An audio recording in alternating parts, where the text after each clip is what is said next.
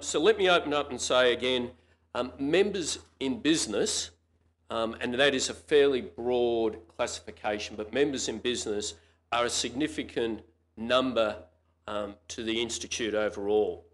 Now, that means that and how we reach out to that group is very important to make sure we can do the best we the very best we can for that group.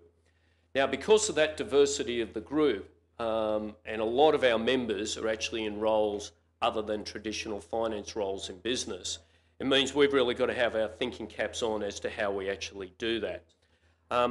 We're really trying to think not only about engagement, but ways in which we can assist those members in conducting their work and trying to assist them in what they do.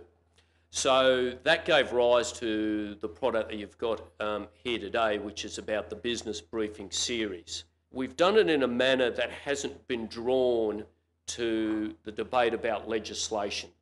So, you know, a few people have said to us already, oh, is this the ETS or is this the CPRS? Look, we felt it was important to get a guide out without getting drawn naturally into that legislative discussion. Because what we would say already is we're seeing businesses move and actually try and position themselves smartly already around the cost of carbon.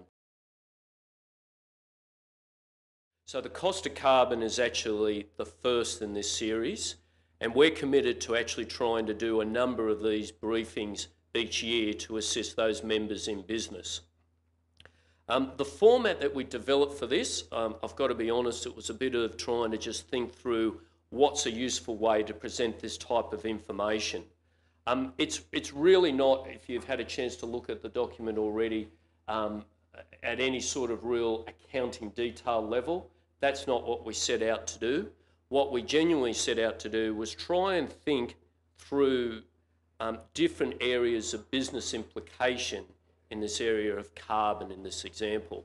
So we're trying to really pitch this at a fairly senior level of conversation, perhaps for those at the CFO role or maybe one or two levels underneath the CFO, to assist them to start engaging in the area of carbon in this example, so that they are able to brief their boards or perhaps briefing to the CFO and allow them to start to engage in the type of areas.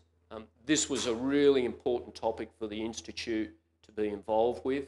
It aligns particularly with our investment with what we've already done recently with the appointment of a head of sustainability. Importantly, this is an area that the Institute should have been in earlier.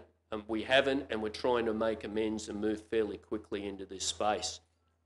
So please take away as well the thinking about our involvement and connection with sustainability.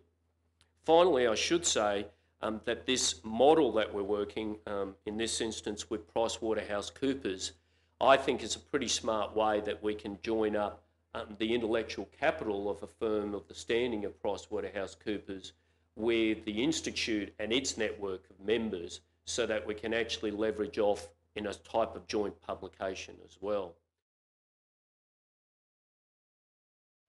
The next topic, which I can tell you, is about IT and strategic positioning within a business.